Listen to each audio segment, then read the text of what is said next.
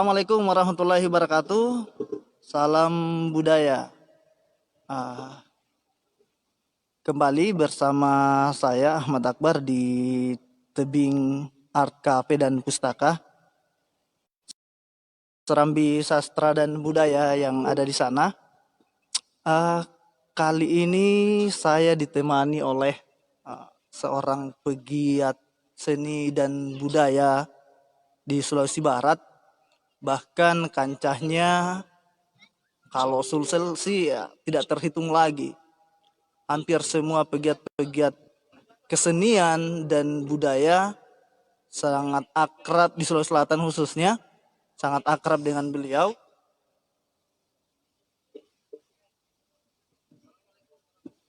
Ya, apalagi baru-baru ini, teman-teman, baru-baru ini beliau telah berhasil meluncing satu buku fenomenal, saya pikir. Kenapa fenomenal? Karena ini akan menjadi referensi terbaik hari ini tentang bagaimana kesenian di Sulawesi Barat. Oli Oreang, ya, baru-baru sudah di launching, kita saksikan bersama. Dan salah satu yang mengapresiasi di dalamnya adalah dosen andalan seni musik dari UNM, Pak Agus, Pak Doktor ya, Pak Doktor Agus. Ya, kalau Pak Agus lagi menyaksikan ini, kita akan membahas sedikit tentang buku Oli Oreang ini. Di buku ini saya sampaikan tadi bahwa ternyata di dalamnya akan banyak kita temukan referensi tentang alat musik dan kesenian pada umumnya di Mandar. Bagaimana asal usulnya, kemudian bagaimana jenis-jenisnya, dan alat-alat tradisi ini kemudian di Mandar khususnya yang kita yang banyak diperkenalkan itu akan kita dapatkan di buku ini. Bagaimana memainkan. Namun ini yang sehingga satu kehormatan beliau berkunjung ke sini, dan ini dadakan sebenarnya. Ya, lagi-lagi ini perampokan waktu. Ya, ada hal yang saya baca di dalam buku ini, dan ini katanya akan menjadi pelengkap di buku-buku selanjutnya, bahwa ternyata Rawana atau di Mandar ini disebut dengan rebana, itu masih kurang jauh dijelaskan. Tidak seperti dengan petikan tradisional di Mandar. Taruhlah yang kita kenal adalah sayang-sayang. Sangat jelas bagaimana memainkan, bagaimana jenisnya, apa namanya misalnya. Ravana hanya mungkin mau membahasakan bagaimana bunyi itu yang belum jelas mungkin ya, bagaimana kita membahasakan bunyi. Khususnya dalam kesenian tradisi di Mandar ini tentang Rawana. Ini yang akan kita mau bincang sedikit bersama dengan Bung Sahabudin Mahgana, ya, salah seorang pegiat kesenian atau musik tradisi di Sulawesi Barat. Akhir-akhir ini banyak menggeluti misalnya musik tradisi itu kacaping. Saya mengenalnya di awal-awal ketika masih di Makassar, sangat memuka dalam suatu pertunjukan memainkan kecapinya dengan beliau langsung sendiri yang menyanyikan, memainkan kecapinya beliau sendiri dalam suatu pertunjukan. Dan memang ini yang kemudian digeluti dengan baik. Oke.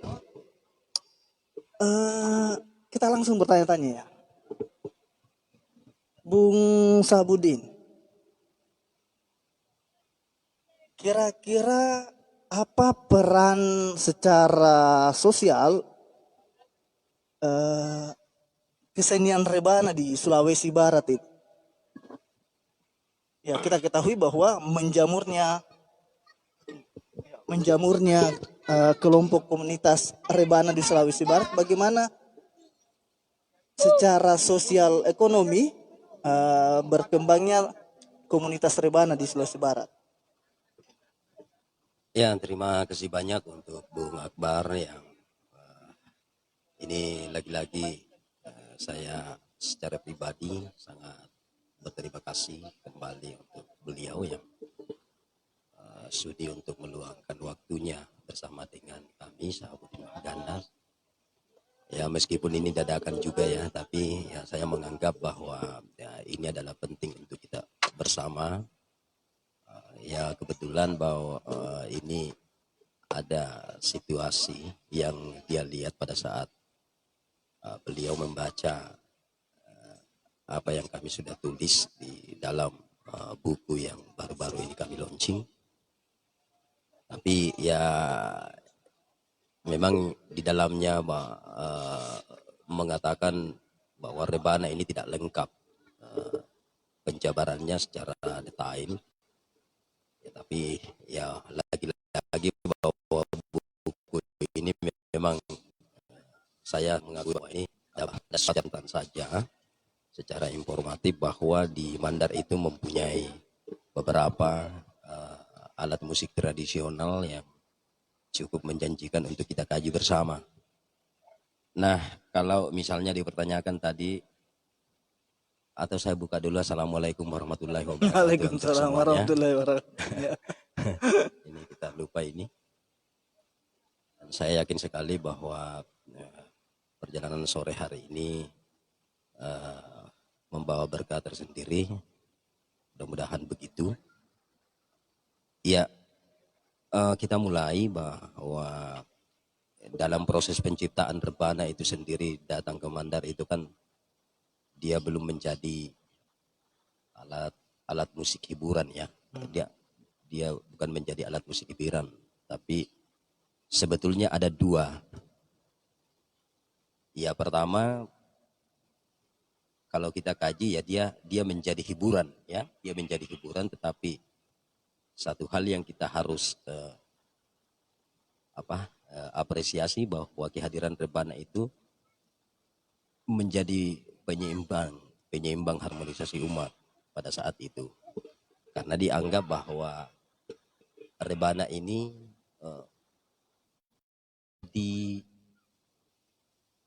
pendamping, menjadi pendamping untuk membawa syiar Islam. Jadi pada saat para anangguruta, para waliullah, para penganjur agama Islam secara khusus di Mandar, ya, itu beliau membawa alat bunyi-bunyian ini untuk sekedar perencanaannya itu hanya mengumpulkan orang, lalu kemudian mencoba untuk menjadi alat atau instrumen sebagai pendampingnya untuk menyiarkan agama Islam itu. Nah, ketika dia sudah menjadi hiburan, ketika alat ini sudah menjadi sesuatu yang melekat dalam diri pribadi orang Mandar pada saat itu, lalu kemudian alat ini menjadi permainan musik tradisional lingkup keagamaan. Jadi dia, kalau istilahnya sekarang, dia masuk dalam musik religius. Musik religius ya. Ya. Namun pada hakikatnya bahwa rebana ini bukan sekedar rebana, tetapi dia menyangkut kepada spiritual itu sendiri, mendekatkan diri kepada Tuhan yang Maha Esa. Karena di dalamnya bahwa kata Rabbana itu diambil dari kata Robbi. Ya, diambil dari kata Rabbana. Rabbana, Robba, Robbi kan? Robbi atau Robba. Dan ini diyakini ya di masyarakat pelaku rebana ini diyakini memang itu ya. Diyakini bahwa itulah kemudian kenapa sehingga kemudian alat ini sangat dihargai sebagai muatan pertunjukan yang di samping juga menjadi sebuah alat atau instrumen untuk menyampaikan iftihar pada sang ilahi pada Iya, saat itu. iya. Nah, sampai sekarang alat ini masih berkembang. Kenapa? Karena ada dua lagi hal di situ. Pertama, bahwa di situ ada permainan ritmis yang sangat mudah ditangkap oleh siapa saja. Iya. Nah, itu. Nah, ketika misalnya kita mendengarkan rebananya itu sendiri, apalagi kalau dia sudah bermain tim, biasanya itu para pendengar itu hatinya menggelegar itu. Menggelegar. Ya, hatinya mampu menerima itu, bahwa ya mungkin ada keterkaitannya secara rahasia di situ, bahwa membrannya itu ditemukan dari kulit, ya, kulit binatang, dan kita tahu persis bahwa binatang itu mempunyai nyawa, ya, mempunyai nyawa. Nah, itu yang kami lihat dari pada saat kita penelitian di segala penjuru yang ada di Sulawesi Barat saat ini. Masyarakat pelakunya itu menjadikan bahwa rebana ini sangat punya power dan sangat menyentuh untuk kembali kepada pribadi pelaku itu sendiri. Ya, tapi ya akhir-akhir ini memang mungkin sebagian orang menemukan bahwa rebana ini sudah tidak seperti atau bergeser dari nilainya. Ya, tetapi apapun itu, rebana masih tetap dihargai sebagai instrumen yang bisa menyambung kepada spiritual itu sendiri. Iya. Sahabat-sahabat Serambi sastra dan budaya yang ada di sana, konon rebana Mandar ini dalam Mandar khususnya pada upacara-upacara perkawinan, anggapan-anggapan perempuan yang lagi menunggu mempelai laki-laki itu luar biasa. Katanya begini, bahwa gempa yang biasa mengguncang bumi ini itu belum seberapa dibanding debaran rebana sang laki-laki yang kemudian yang menghampiri rumah calon mempelai perempuan. Setiap pernikahan di Mandar itu tidak lepas dari rebana ini. Sehingga ini yang kemudian juga ini menarik ini. Apa yang membuat kira-kira seorang MH Ainun Najib atau Cak Nung ini sangat tertarik dengan rebana ini? Apa kira-kira? Iya, kalau dipertanyakan seperti itu, mungkin karena ya yang saya katakan tadi, bahwa rebana ini sangat erat kaitannya dengan nuansa-nuansa Islam. Ya, karena dipandang bahwa dari sejarah yang saya sebutkan tadi itu adalah sebagai pendamping. Nah, satu hal bahwa syair-syair atau pendamping instrumen atau pendamping kajian musiknya di dalam itu kan ada syairnya. Nah, syair-syair itu selalu di dalamnya itu adalah barzanji yang kata-kata ke sana atau lirik ke sana itu berbahasa Arab. Nah, begitu. Jadi kita temukan bahwa salah satu budayawan MH Ainun Najib melakukan itu, dia sangat menyukai. Iya. Khususnya di Mandar, karena ada satu pelaku yang dimana bahwa Bunda ya, satu pelaku Bunda Camana namanya. Bunda Camana dianggap sebagai maestro rebana untuk khusus perempuan di Tanah Mandar ini. Kebetulan beliau adalah penyaji salawat-salawat yang ada di Mandar itu, dan sangat tekun berbahasa Mandar. Ya, sangat berbahasa Mandar. Penyaji salawat, ya, sangat menyukai salawat. Dan saya kira bahwa kontak antara MH Ainun Najib dengan Ibunda Camana itu sangat erat, karena MH Ainun Najib ini sangat menyukai tentang persoalan salawat-salawat, kemudian Bunda Camana juga begitu adanya. Oke. Akhirnya mereka bertemu dan padulah mereka dengan itu. Nah, seorang tokoh budayawan nasional dan bahkan internasional, M. Ainun Najib, menjadikan beliau sebagai ibunya dari Mandar. Itu saya kira sah-sah saja, karena pertautan ini tadi yang menjadi soal Iya. antara mereka dengan dia, karena di situ ada salawat yang menyatukan mereka. Ada salawat Nabi Muhammad SAW Sallallahu mengarah alaihi kepada wasallam. Nabi Muhammad SAW, mengarah ke di dalam mereka itu. Iya. Nah, kemudian Rebana ini menjadi satu, punya power, karena mereka-mereka yang membuat menggaungkan, mereka-mereka inilah yang menggaungkan mereka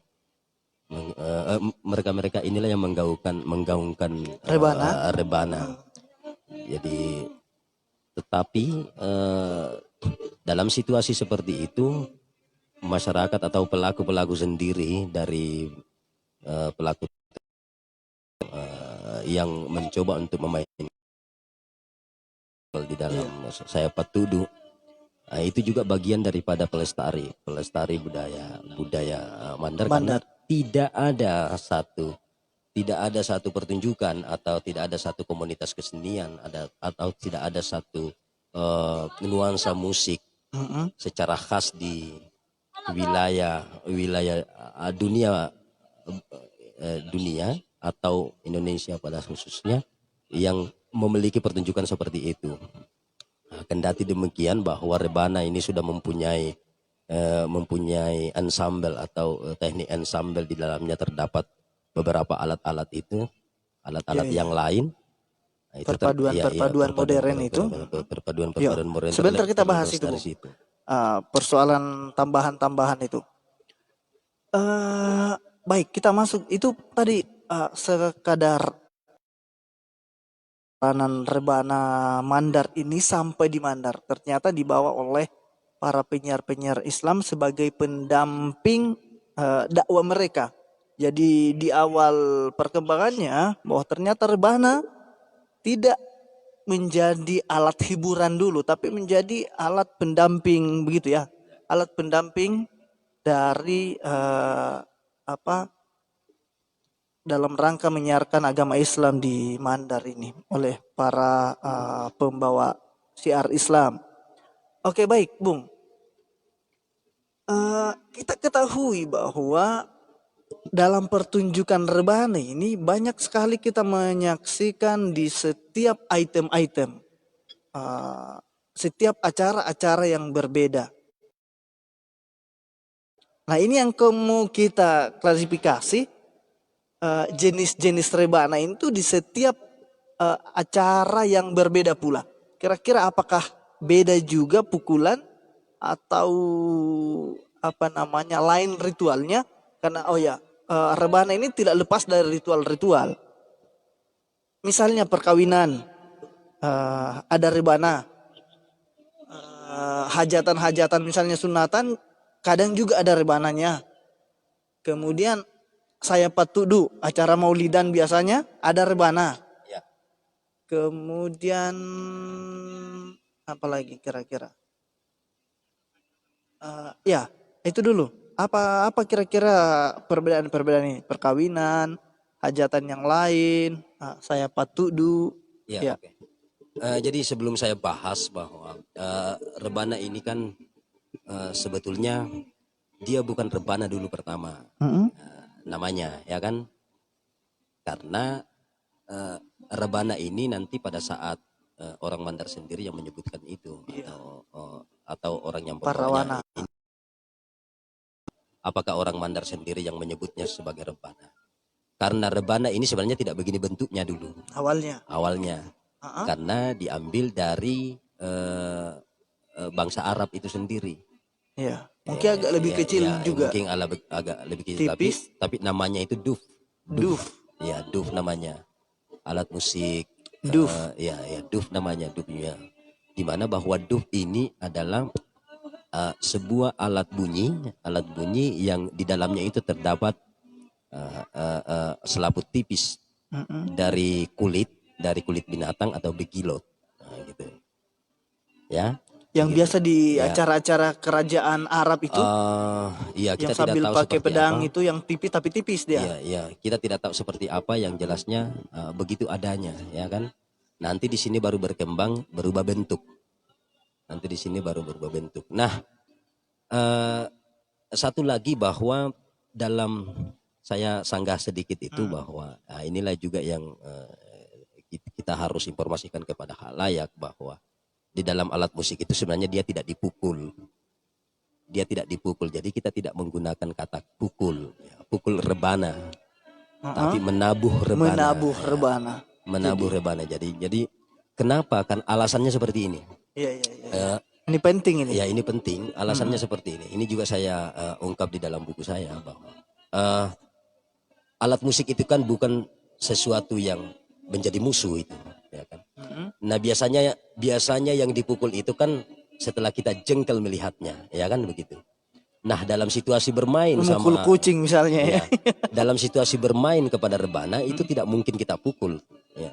Kita harus bersatu dengan dia. Akhirnya kemudian kita, dan alat musik apapun semuanya akan dikatakan bahwa kita harus menabuh atau tabuh.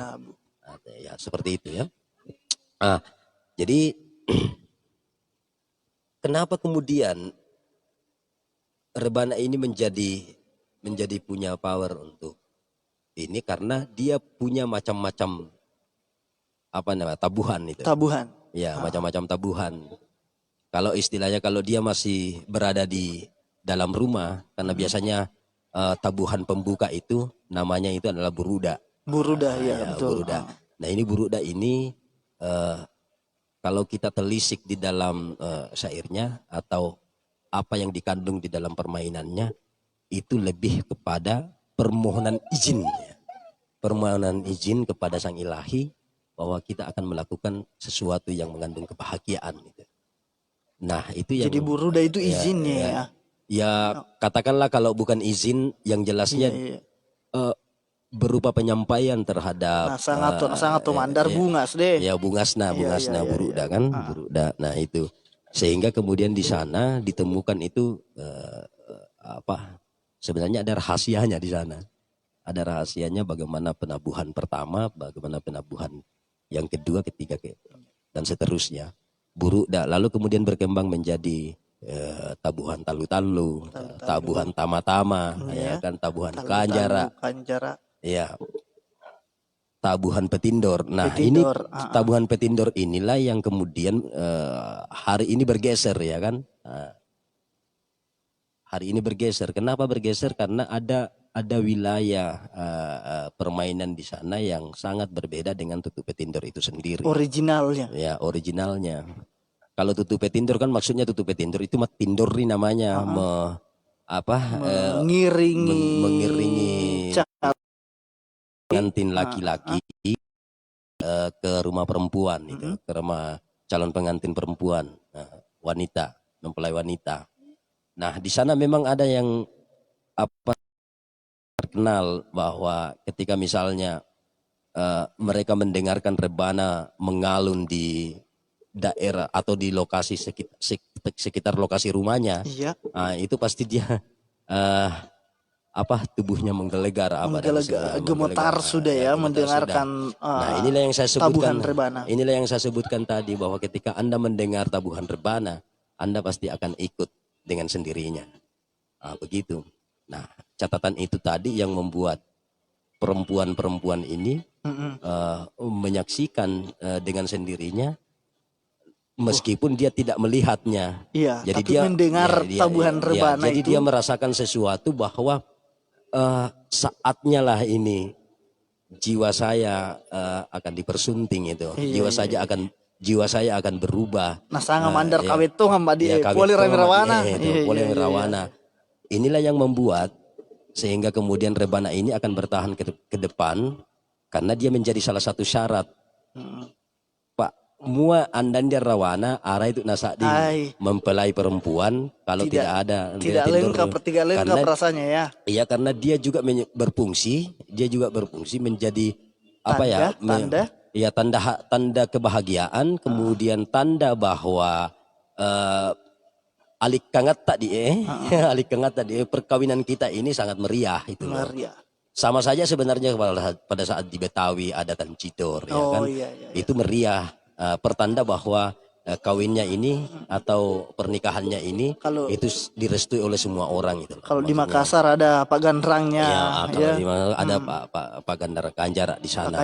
Pak Kanjaranya. Iya, jadi itu tadi salah satu alasan kenapa sehingga kemudian rebana ini tetap dipertahankan sebagai salah satu syarat untuk mengiringi laki-laki. Karena biasanya dipertanyakan itu zaman di perrawanan ya begitu. Karena sepi sekali, sepi sekali. Dan di Mandar tak lengkap rasanya tak kalau lengkap tidak rasanya ada, kalau ya, tidak ya. ada momen Tidak ada rebana. rawan. Soalan disengaja. Tetapi ada sebuah tabuhan, ada tabuhan yang sangat mirip dengan tabuhan-tabuhan dandut hari ini yang diciptakan oleh para pelaku sendiri. Jadi sebenarnya mereka tidak menciptakan membuat ritmis yang diambil dari dangdut, tapi ada satu tabuhan yang disebut tabuhan panete namanya. Tabuhan panete. Ya, tabuhan panete. Iya, iya. Nah, ini tabuhan panete ini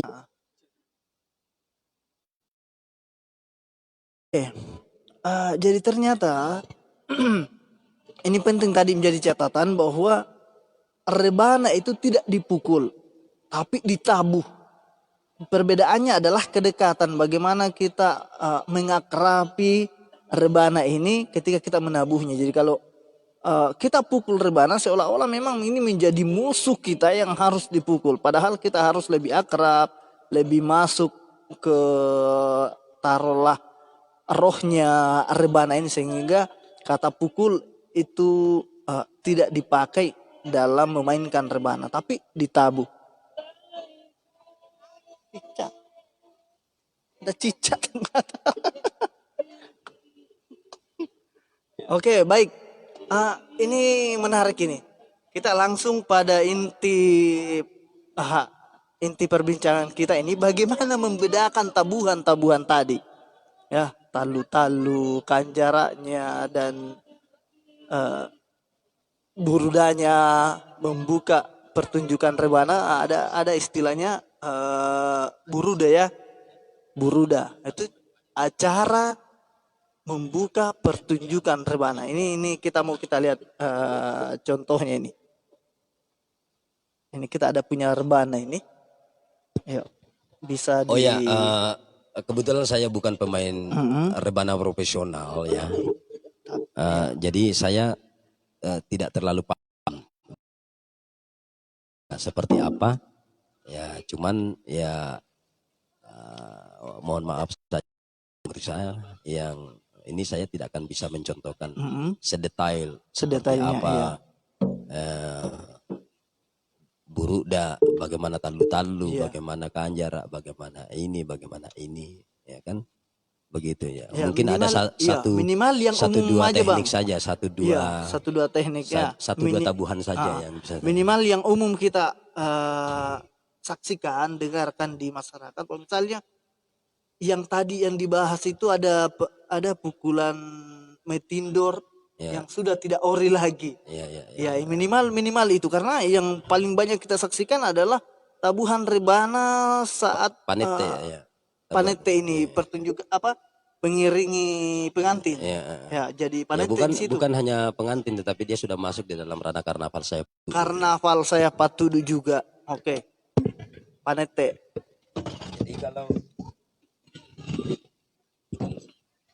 Jadi kalau petindor dia hanya seperti ini saja.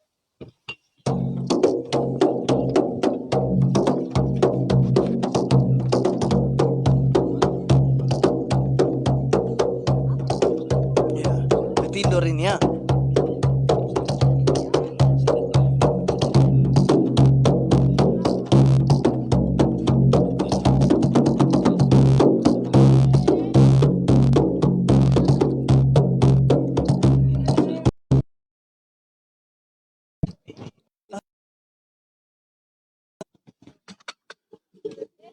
Labib. Yuk. Ada iklan tadi sedikit. Bro. Ya, Itu tadi petindor itu. tutup petindor ya. Ya sebetulnya kalau kalau ini yang sudah didengarkan oleh perempuan ya, yang calon mempelai laki-laki, seolah-olah memang mereka sudah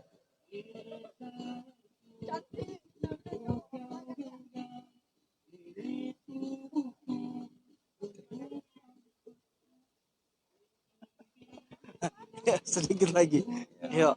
ya begitu. Jadi kalau tutupan ete ya seperti ini. Dia tutupan ete itu dia begini.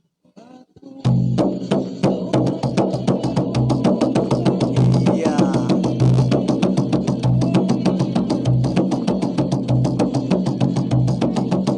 Nah, semua ulang-ulang. Iya. Jadi sangat sangat berbeda ya. Berbeda. Tapi inilah yang kemudian menjadi yang tabuhan kedua tadi ini yang menjadi sangat populer di masyarakat. Populer. Ini yang Tapi oleh bukan berarti bahwa ini menyalahi aturan dalam. apakah dia menjadi satu jenis tersendiri hari ini Ya. atau memang dia keluar dari pakem? Dia tidak. Tidak ya? Dia tidak keluar dari pakem. Dia keluar dari pakem. Hanya saja bahwa karena kepentingan bahwa Kemeriahan. ya tutup petindor ini yang pertama itu sangat belum tidak terlalu mudah untuk dimasuki dalam variasi-variasi itu. Kemudian tabuhannya ini sangat lambat gitu. Yang kalau yang pertama. Iya. Nah, kalau yang kedua itu memang sangat meriah. Meriah. Ya. Tapi Yang- justru yang- yang pertama itu sangat meriah. Nah, kepentingan meriahnya ini yang ditemukan oleh orang-orang pelaku itu sendiri sehingga inilah yang menjadi paten untuk hari ini. Hari ini. Ya. Kemudian bagaimana Bung Sahab ini sebagai apa ya pelaku kesenian tradisi di Mandar ini menyaksikan betapa banyaknya tambahan-tambahan yang dilakukan oleh pelaku komunitas Rebana hari ini. Taruhlah misalnya sudah ada apa namanya yang di drum biasa itu pakai senar drum sudah menggunakan itu. Kemudian banyak lagi tambahan-tambahan modern di komunitas Rebana. Ya. Kalau menurut saya itu sebenarnya kalau dalam pertunjukan secara ya kalau kita mau melihat nilai ya ada sisi tidak baiknya karena kita sudah memasuki wilayah Portugis di mana bahwa senar drum ini kan alatnya kan alat Portugis itu yang pertama kali kan memunculkan di situ. Ya dianggap bahwa ini adalah musik barat ya. Ini adalah produksi musik barat. Tapi bukan berarti bahwa musik barat ini menjadi sesuatu eksplorasi yang merusak budaya kita. Justru sebenarnya kalau ada perpaduan lalu kemudian memang menambah kemeriahan sebenarnya. Menambah kemeriahan. Nah, tetapi justru dengan adanya justru kalau ini ya kalau kacamata apa ya analisis permusikan justru dengan adanya senar drum itu saya menganggap bahwa Perrawana di Mandar itu makin mempunyai karakter itu. Ya, dengan hadirnya itu karena tidak semua ada kelompok musik tradisi yang menggunakan itu dalam profil pertunjukan rebana. Di Bulukumba itu tidak ada. Iya. Ya, yang penting mereka tidak menggunakan misalnya kalau misalnya dia menggunakan di dalam burukda misalnya, ya lepaskan dulu itu. Ya kan? Karena unsur tradisi atau unsur nilai agama, nilai-nilai spiritual itu munculkan di burukda. Di burudanya. Nah, yang saya sedikit kritisi itu ketika misalnya alat ini juga dimainkan di dalam pertunjukan rebana burukda yang ada di atas rumah sebagai sarana ritual itu. Tapi kalau saya kira kalau misalnya dia dalam bentuk karnaval itu tidak jadi masalah kalau saya karena itu justru membuat rebana ini menjadi khas ya, tanpa mengurangi karakternya. Iya. melihat lagi tentang persoalan bahwa itu merusak nilai dan tidak lagi menciptakan atau membuat syair-syair Barzanji itu putus, ya itu kan lain lagi itu, menurut saya. Karena menurutnya kalau kita mau lihat masih ada satu orang atau satu dua orang yang tetap mengambil syair. Ya, terakhir ini Bang, saya pernah bicara langsung dengan pelaku tradisi rebana ini, komunitas rebana yang ada di Majene. Ketika dia lama mempertahankan tabuhan originalnya. Nah, ketika dia mempertahankan itu, ternyata order yang masuk ini, pesanan yang masuk untuk diminta jasanya mengiringi pernikahan itu ternyata berkurang. Tapi setelah dia menggunakan alat-alat yang lain, kalau misalnya sinar drum dan ikut dalam arus modernisasi sedikit, misalnya sudah ditambah dengan woyo-woyo, ya sudah ada. Ternyata justru membludak pesanan banyak. Memang apakah ini tidak mengurangi nilai tradisi sebenarnya? Tapi ini akan bertabrakan dengan jadi begini, ekonomisnya. Ya, memang bertabrakan dengan ekonomis karena di sisi lain mereka sangat membutuhkan secara ekonomi dengan persoalan seperti ini, dengan persoalan ini. Makanya saya mengatakan tadi bahwa dengan hadirnya pertunjukan-pertunjukan seperti itu, dengan model-model seperti itu sebenarnya tidak mengurangi rasa tradisi, ya kan? Nilai tradisinya. Ya, nilai tradisinya sebenarnya tidak mengurangi. Cuman yang pendengar saja yang mungkin karena situasi yang di dalamnya itu kan karena ada woyo-woyonya, ada anunya yang sebenarnya woyo-woyo ini tidak ada dalam nuansa mandar kemandarannya itu sendiri. Ya itu mungkin karena penonton yang membuat itu, tapi ya pemain rebananya yang begitu ya, karena menganggap bahwa zaman dulu dengan zaman sekarang itu berbeda. Zaman sekarang penonton dulu dengan penonton sekarang itu berbeda. Penonton dulu itu sangat menyukai dengan peristiwa yang tabuhan pertama, sedangkan penonton sekarang menyukai itu. Nah, untuk produksi itu sendiri, untuk produksi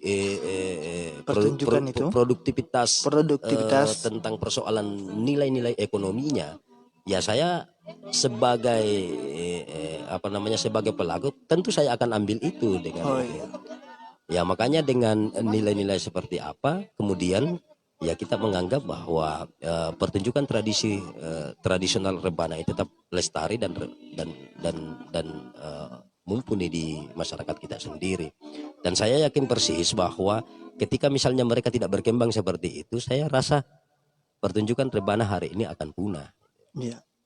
Begitu saya kira. Iya, menarik sekali perbincangan kita hari ini bahwa ternyata nilai-nilai yang kita khawatirkan pudar di masyarakat dengan bertambahnya alat-alat modern di tabuhan rebana, di komunitas rebana, ternyata itu menambah nilai tambah.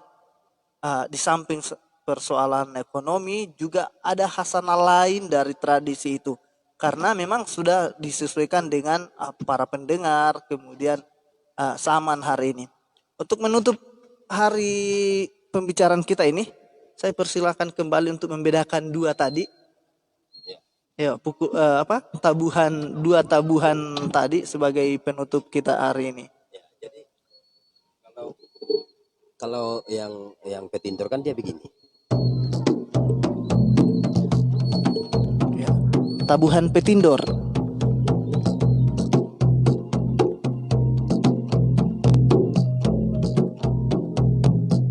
Gitu dia. Ya, yang tadi pertama? Yang pertama ini. Iya, Petindor.